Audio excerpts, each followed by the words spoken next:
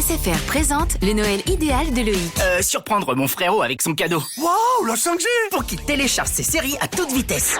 Et qu'il m'offre un cadeau de ouf aussi.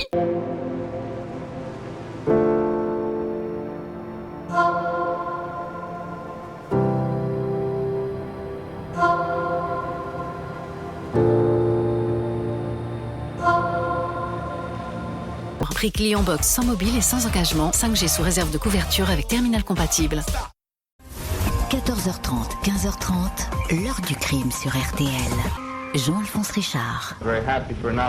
Je suis heureux d'avoir encore une fois l'occasion d'affirmer que je n'ai rien à voir avec l'homme qui a accompli les forfaits que l'on m'impute. Et de toute façon, coupable ou pas coupable, le Caryl Chessman d'aujourd'hui n'a plus rien de commun avec celui d'il y a 11 ans.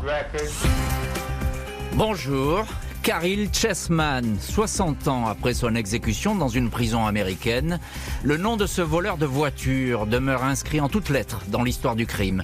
Et même dans sa légende, Chessman est effectivement l'homme qui aurait dû mourir 8 fois. 8 fois, il fut conduit dans la chambre à gaz, sauvé à la dernière minute tant les charges portées contre lui étaient indécises. Tant également sa détermination à clamer son innocence était puissante, au point qu'à l'époque, la mobilisation pour sauver Chessman va être mondiale. Le journal du Vatican, l'Osservatore Romano, titre à l'époque sur le terrifiant compte à rebours de l'exécution. Une agonie pire que la mort elle-même. Caryl Chessman n'a jamais tué personne. Il était accusé de vol et de 2 viols attribués à un individu baptisé l'homme à la lanterne rouge. Il a toujours nié être cet individu, reconnaissant être depuis son adolescence un voleur, mais certainement pas un violeur. La justice américaine en décidera autrement. C'est cette histoire édifiante, celle de Caryl Chessman, que je vous raconte aujourd'hui. Avec nos invités, nous allons essayer de savoir pourquoi cette histoire hante toujours l'Amérique. 14h30, 15h30, L'heure du crime sur RTL. Dans l'heure du crime aujourd'hui, l'histoire de Caryl Chessman. En cet hiver 1948, ce jeune homme de 26 ans est déjà un cambrioleur chevronné. Il a multiplié les séjours en maison de redressement, puis en prison. Il va bientôt être rattrapé par une affaire qui effraie la Californie. Le dimanche 18 janvier 1948, à 4h30 du matin, le jeune dentiste Thomas Bartol ramène chez lui sa petite amie Anne Plaskowitz. Le couple roule en direction de Malibu. Dans son rétroviseur, Bartol aperçoit une Ford de couleur beige foncé avec une lumière rouge clignotante, sans doute une voiture de police. Le conducteur se gare. Un homme de grande taille, vêtu comme un militaire, s'approche et braque aussitôt un pistolet en leur direction. Les amoureux sont dévalisés des quelques dollars qu'ils avaient sur eux. Ce même dimanche, aux alentours de 18h, un couple qui flirte en admirant le coucher de soleil sur les hauteurs de Pasadena voit débouler la même voiture et sa lanterne rouge. Un individu portant des vêtements de couleur kaki tient un pistolet. Il s'empare de la mallette du conducteur, un commerçant. Sa fiancée essaie de voir le visage du voleur, elle est frappée au visage. Le bureau du shérif de Los Angeles enregistre ces 2 attaques visant des couples en voiture dans des zones isolées. Difficile de savoir qui est ce bandit à la lanterne rouge, comme on l'appelle. Aucun signalement précis. La voiture avec laquelle il circule a sans doute été volée à Pasadena au début du mois. Lundi 19 janvier, 19h, l'affaire du bandit à la lanterne rouge prend une toute autre allure. Jamigan Lee, 34 ans, militaire dans la Navy, et sa fiancée Regina Johnson, 36 ans, observent les lumières de Los Angeles depuis les collines de Flint Ridge. Ils sont surpris par un homme, le visage en partie masqué par un mouchoir. Il tient une arme et une lampe torche. Il dépouille le militaire, puis braque sa lumière sur la passagère. Il lui demande de le suivre. Elle résiste. Si elle ne vient pas, il tuera tout le monde. Il l'entraîne dans sa voiture. Une Ford garée à proximité lui ordonne de se déshabiller et la force à avoir une relation sexuelle sur la banquette. Il ne manquera pas d'ouvrir ensuite le porte-monnaie de la jeune femme pour s'emparer d'un billet de 5 $. La police est alertée. Quelques heures plus tard, un nouveau braquage visant un couple sans agression sexuelle, cette fois, est signalé. 4 attaques qui se ressemblent. La fameuse lumière rouge est signalée par tous les témoins. Le shérif fait doubler les patrouilles dans ce secteur qu'il baptise la route des amoureux. Un maniaque en a fait son terrain de chasse. Les journaux locaux commencent à s'alarmer de cette série d'attaques.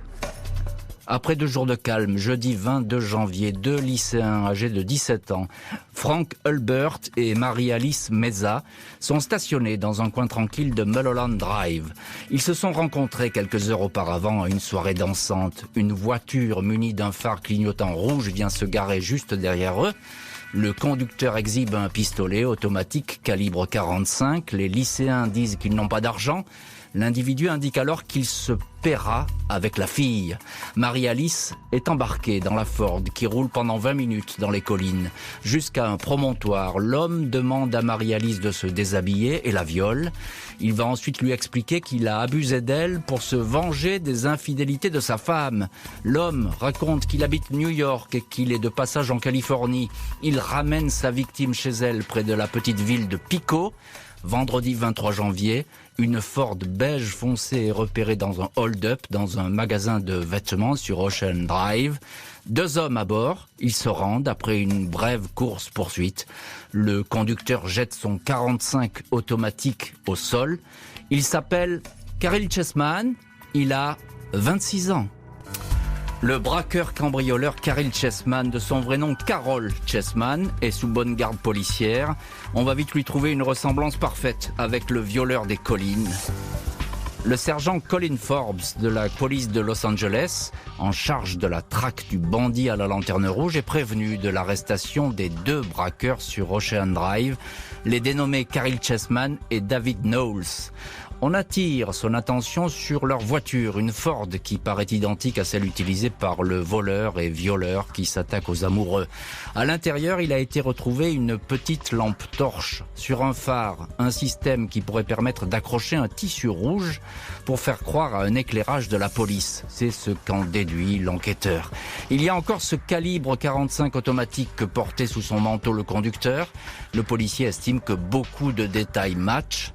Qui plus est, le dénommé Caryl Chessman correspond à la description faite du bandit à la lanterne rouge, à peu près la même taille, autour de 1,80 m, et de même corpulence que celui-ci. Il a également ce nez particulier, légèrement écrasé, résultat d'un accident de voiture dont il avait été victime à 16 ans. Le criminel à la lanterne rouge a sûrement volé la Ford le 13 janvier. Chessman avait quitté 5 jours auparavant la prison de haute sécurité de Folsom, où il avait passé 3 ans pour des braquages. Il était en probation. Samedi 24 janvier, Caryl Chessman, 26 ans, domicilié chez ses parents à Atwater Village, à Los Angeles, est interrogé. Il reconnaît sans difficulté le braquage du magasin de vêtements. Il est prêt d'ailleurs à reconnaître les attaques d'automobilistes. Il dira ensuite que ses aveux ont été orientés. Répondre oui, comme il l'avait fait 100 fois dans sa carrière de braqueur, allait lui permettre d'abréger sa garde à vue. Le sergent Forbes est convaincu qu'il tient le bandit à la lanterne rouge, même si celui-ci n'avoue pas les viols qu'on lui impute. On le transporte alors en voiture, encadré par 2 inspecteurs, jusqu'au 1568 Sierra Bonita.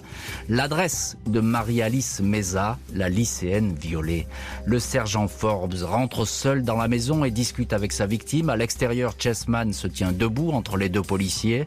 Derrière le rideau, l'adolescente désigne son agresseur comme l'homme au nez écrasé.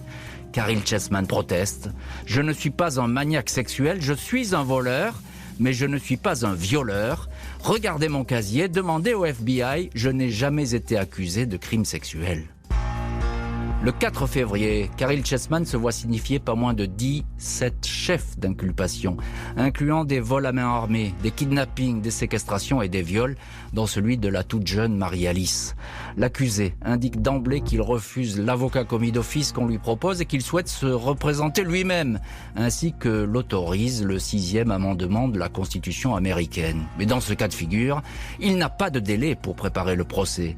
Celui-ci est donc très rapidement audiencé. Il s'ouvre le 29 avril 1948 devant la cour criminelle de Los Angeles. Dès le premier jour, Chessman, qui se passionne depuis longtemps pour le droit et l'a beaucoup étudié lors de ses séjours carcéraux, Chessman fait sensation.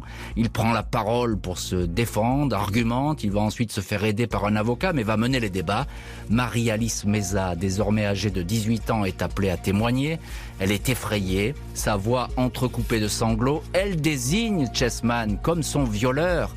Il procède lui-même au contre-interrogatoire de la victime. Il lui pose la question, l'a-t-elle vraiment reconnue derrière le rideau de sa maison? Aurait-elle pu se tromper? J'aurais pu, répond Marie-Alice, mais je ne suis pas aveugle. Jusqu'au mois de juin 1948, Caryl Chessman va devoir affronter les juges, les témoins et les jurés de son procès. Il pensait sans doute s'en sortir, mais il va écoper du pire des châtiments.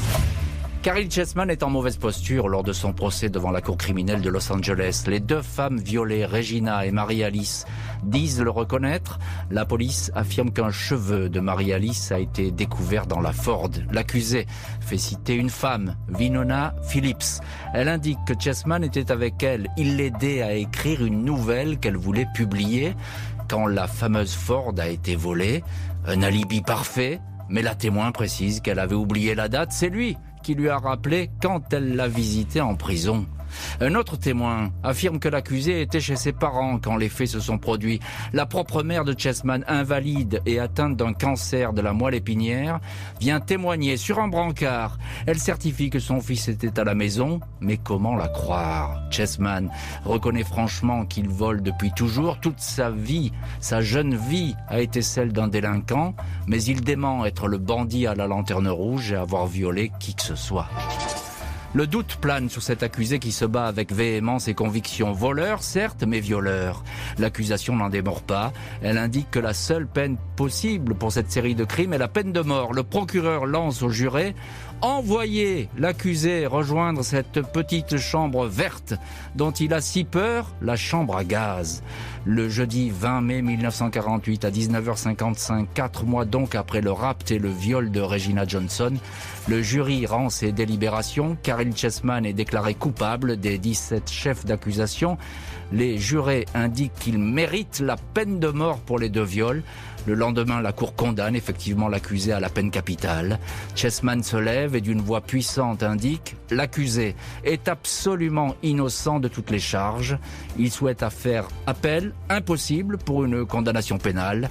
Il va falloir qu'il se tourne alors vers la Cour suprême de Californie. » Chessman prend la direction de la prison de San Quentin, bien décidé à se faire entendre et à ce que son cas soit révisé par les juges. Il affirme avoir été condamné sans la moindre preuve. Un combat que le monde entier va suivre comme un feuilleton. Caryl Chessman, incarcéré dans la cellule 2455 du pénitencier de San Quentin, met tout en œuvre pour rester vivant et obtenir un nouveau procès. Sa cellule est tapissée de livres de droit et de romans. Il travaille, étudie la jurisprudence, forme recours sur recours dès qu'une date d'exécution est programmée. Le 3 mai 1954, il publie un livre intitulé « Cellule 2455, couloir de la mort », une sorte de testament avant l'exécution fixée au 14 mai. Alors qu'il est dans le couloir qui mène à la chambre verte, la chambre à gaz, il bénéficie d'un nouveau sursis de 2 jours, puis de 10 jours, 3e fois qu'il sauve sa peau. À 8 reprises, l'exécution va ainsi être repoussée. En 12 ans, Chessman va introduire pas moins de 45 recours devant toutes les cours possibles. Il s'est habitué à ce rituel macabre, à ce suspense sadique. Il raconte que 2 coups de sonnette signifient que pour un condamné, le sursis a été annulé. À son 8e rendez-vous, c'est seulement 1 minute avant de rentrer dans la chambre à gaz qu'il a bénéficié d'un nouveau sursis. Il est difficile de raconter ce qu'on ressent.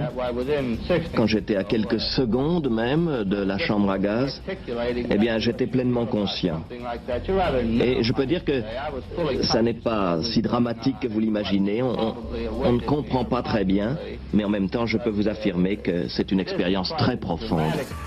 2 avocats s'occupent de son dossier. Il soulève que le sténographe officiel du procès est mort avant d'avoir pu transcrire toutes ses notes. Le tribunal a alors engagé un sténographe non assermenté. La défense va demander en vain un nouveau procès au regard de ce qui apparaît comme un vice de forme. La mobilisation pour donner une 2e chance à Chessman ne faiblit pas. Des célébrités comme Marlon Brando, Shirley MacLaine ou encore en France François Mauriac ou Brigitte Bardot dénoncent une mise à mort injustifiée. Caryl Chessman va longtemps échapper au châtiment de la chambre à gaz jusqu'à ce que 12 ans après son entrée en prison, le sursis qui lui permettait de vivre soit annulé. Ce 2 mai 1960, Caryl Chessman, 38 ans, est de nouveau prêt à entrer dans la chambre verte du pénitencier San Quentin, la chambre à gaz ou au poison, comme on l'appelle parfois. Il a déjà évité 8 fois la mort et à 4 reprises a pénétré dans ce lieu. Il en connaît par cœur le rituel, communiquer son testament, recevoir les envoyés d'une banque des yeux venus solliciter le don de ses cornets, régler le représentant des pompes funèbres pour l'incinération. Chessman espère pouvoir survivre à cette 9e exécution programmée, mais à 10h, les choses s'accélèrent. On le fait asseoir sur le fauteuil marqué de la lettre B, le plus proche d'une poignée de spectateurs, policiers, magistrats et journalistes. À 10h05, les boules de cyanure sont libérées. Caryl Chessman avait dit à un journaliste de l'Examiner qu'il remuerait la tête si la mort était douloureuse. C'est ce qu'il fera au cours des 9 minutes que durera l'exécution. Les avocats de Caryl Chessman continueront longtemps à se battre pour que le condamné à mort soit réhabilité, mais ils n'obtiendront pas gain de cause. Un détective privé établira que l'un des complices de Chessman était très certainement le violeur, le bandit à la lanterne rouge. De prison. Monsieur Caryl Chessman est mort, mais le doute subsiste encore. Avait-il raison ou bien tort? L'heure du crime, présenté par Jean-Alphonse Richard sur RTL. Sur RTL, c'est déjà Noël. Retrouvez les plus belles chansons de Noël sur la web radio de Noël de RTL. La web radio de Noël de RTL est disponible sur l'appli RTL et RTL.fr.